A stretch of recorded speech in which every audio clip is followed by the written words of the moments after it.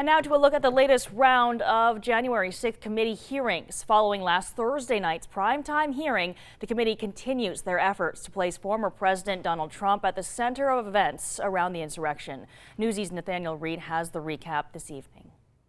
In detailed testimony to the committee investigating the January 6th attack, members of Donald Trump's inner circle said in the days after the 2020 election, they repeatedly told him his claims of widespread voter fraud were baseless. But the now former president continued making them. I was somewhat demoralized because I thought, boy, if he really believes this stuff, he has, lost contact with he's become detached from reality. Depositions played publicly for the first time Monday gave stunning new details about what went on at the White House on election night 2020. The president's closest advisors telling the committee they urged caution as the numbers came in, but Trump instead took advice from his personal lawyer, Rudy Giuliani. There were suggestions by, I believe it was Mayor Giuliani, to go and declare victory and say that we'd won it outright. It was far too early to be making any calls like that.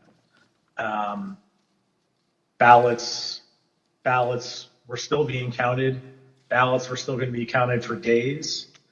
And it was far too early to be making any proclamation like that. Trump insisted he won, and Giuliani and attorney Sidney Powell continued to push claims of widespread election fraud. What they were proposing, I thought was nuts. And the theory was also completely nuts. Right? I mean, it was a combination of Italians, Germans. I mean, different things have been floating around as to who was involved. Trump's former campaign manager said two different groups were advising the president. We called them kind of my team and Rudy's team. I didn't mind being characterized as being part of Team Normal, as reporters, kind of started to do around that point in time. The committee says Trump pushed his false claims as a fundraising tool, bringing in $250 million. Throughout the committee's investigation, we found evidence that the Trump campaign and its surrogates misled donors as to where their funds would go and what they would be used for. So not only was there the big lie, there was the big ripoff. A fraudulent fundraising effort could be grounds for a criminal referral to the Department of Justice.